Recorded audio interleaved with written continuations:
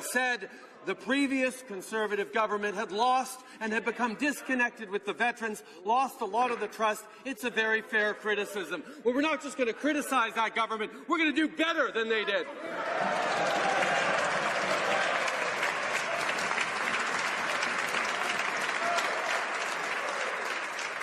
It's only Tuesday, folks. It's only Tuesday. Everybody. It's only Tuesday. The Honourable Leader of the Opposition. What he's doing, Mr. Speaker, is looking them in the eye and saying no after they've said yes to just about everybody else. Yes to Omar Khadr. Yes to somebody running a minister's Twitter account, $100,000. Yes to his pals when they want to take a vacation in the Caribbean. They're saying yes to everybody, but they're telling those who gave their country all they have that they're asking for too much. That is shameful. The Conservatives will hold them to account for that every time. Right Honourable Prime Minister. I will take no lessons from the members opposite on dealing with veterans. For 10 years, that party wrapped themselves in the flag every chance they got.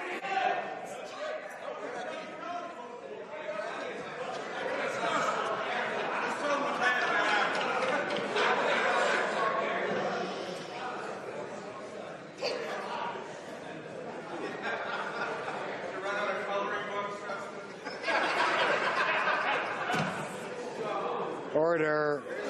Order. Let's have some adult behaviour in the House, please. The Right Honourable Prime Minister has the floor. For 10 years, the Conservative government cut veterans services, cut frontlines offices, shut down 9 veteran service centres across the country, nickel and dime the veterans while using them for photo ops, wrapping themselves in the flag every chance they get. It was shameful. We have restored respect to veterans. We're investing in benefits. We're reopening closed offices. We're supporting their families. We're doing right what for 10 years they did wrong. Honourable Leader of the Opposition.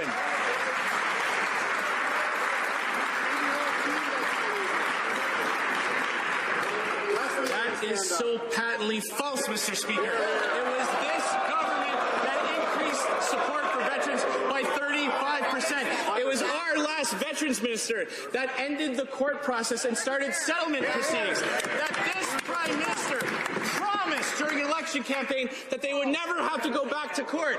And then he looks a hero in the eye and tells them no. That's shameful, Mr. Speaker. And we have to answer to that.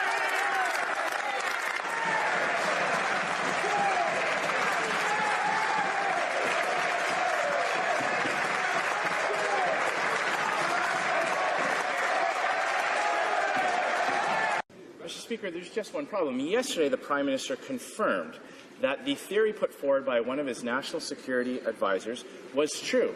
He has also said that it was the member for Surrey Centre acting alone that was the result of this embarrassing incident. So how can the Prime Minister at the same time blame rogue elements in the Indian government and the member for Surrey Centre? Honourable Prime Minister. Mr. Speaker, like most Canadians, on this side of the House, we respect and appreciate the work done by our professional public services, and particularly in regards to our national security agencies and information agencies. We believe them when they put forward their information and their recommendations to us. At the same time, the member for Surrey has taken responsibility for his role in the invitation extended to this individual and has apologized.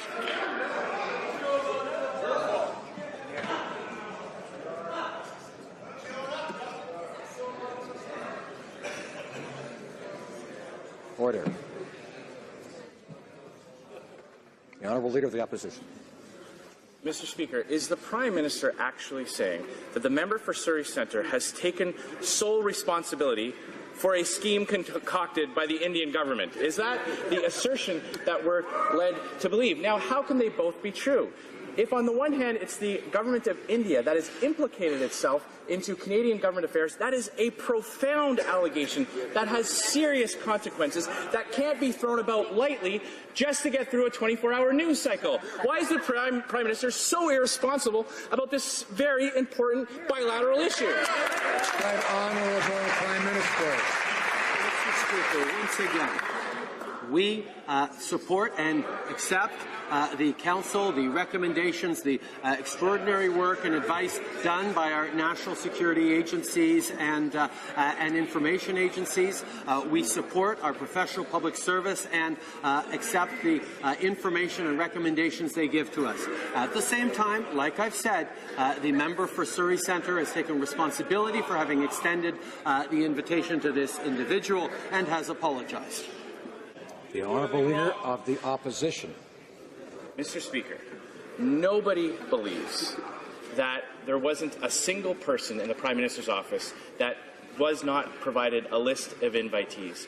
Nobody believes his ridiculous assertion that the responsibility lies with rogue elements or factions in the Indian government. Now, by having an independent national security official brief the media anonymously right in the middle of a negative 24-hour news cycle, the Prime Minister has implicated the independent public service in his disastrous trip.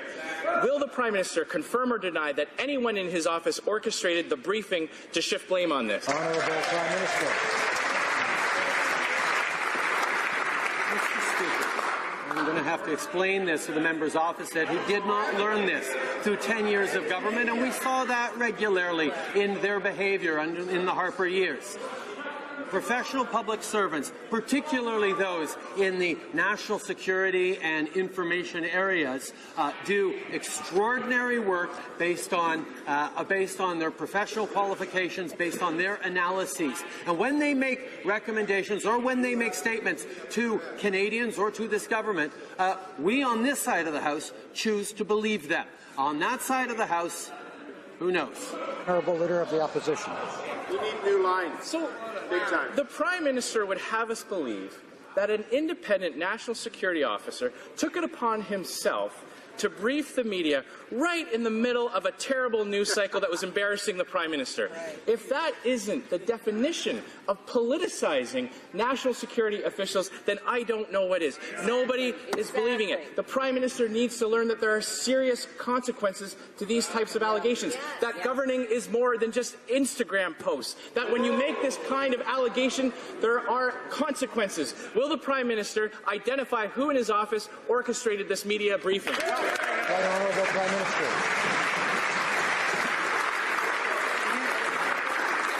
Perhaps it would be helpful to folks here if the member opposite actually were to state whether or not he believes that the professional public servant who functions in a nonpartisan way was not telling the truth, was not clear on what he was saying. This is the issue that the member opposite seems to be going at, that he doesn't believe our professional public servants in what they tell to Canadians. If that is the case, then the member opposite should say so. Honourable Leader of the Opposition. Order. Mr. Speaker, will the Prime Minister identify who it was who briefed the media? Will the Prime Minister identify, so that we can have confidence in what was said, who in his office orchestrated the media briefing? Will the Prime Minister provide a modicum of proof for these assertions that it was the Indian government that was behind his embarrassing fiasco?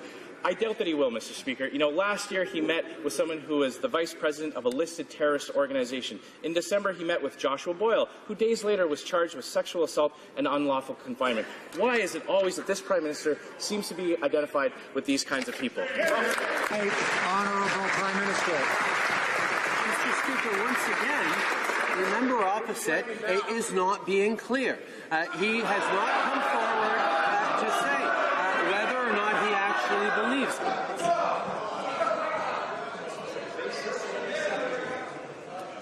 Order. Order. We'll need some order so we can hear both the questions and the answers. I think a little respect for the House meetings. We're going to hear both sides, and each side has a chance to respond in due course. And each side should have confidence, I think, in the ability of Canadians to judge the quality of both the questions and the answers.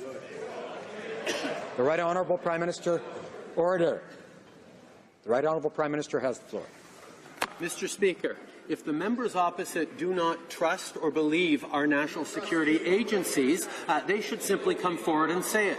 On this side of the House, we have faith in our professional public servants, particularly in the intelligence and security areas, who do extraordinary work every day to keep Canadians safe, and the members opposite should stop disrespecting them. It's not just out-of-work people in Alberta or Saskatchewan that are suffering from this government's actions. It is people all across this country. There are seniors whose pension plans are being affected as more and more money leaves Canada's energy sector. But instead of building a Canadian energy brand that the Prime Minister can promote around the world, he's actually in Europe talking to elites, talking down our resources. Yeah. Why doesn't the Prime Minister champion Canada's energy sector and stand up for the men and women that work in it? Honourable Minister of Natural Resources. McMurray just a matter of days ago when he did exactly that. When he spent time with energy workers, he spent time with CEOs of major energy companies, and he couldn't have been clearer in his message that Canada understands the importance of natural resources, not only in the energy sector, but forestry and mining. And all of the policies of this government, Mr. Speaker, seek to enhance the contribution of the energy sector, not only in Canada, but around the world. Honourable Leader of the Opposition. The truth is the exact opposite. The Prime Minister was in Europe bragging about all that he's doing to punish Canada's energy sector. What he actually said, Mr. Speaker, what he actually told his friends in Europe is that he was disappointed that he couldn't phase out the energy sector tomorrow. So, can the Minister tell the House, if the Prime Minister is disappointed that he can't phase out the energy sector tomorrow, by what date will this Liberal government finally phase it out? Honourable Minister of Natural Resources. Mr. Speaker, it's too bad that the Leader of the Opposition showed no patience last Sunday, and he decided that he was going to speak to Canadians before the Premier of Alberta, before the Prime Minister of Canada, because he has extraordinary powers beyond the rest of us. He knew exactly what the Prime Minister was going to say because he had already written his message before the Prime Minister spoke. What did the Prime Minister say? That this government supports the Trans Mountain expansion while it invests historic amounts of money in the West Coast that all Canadians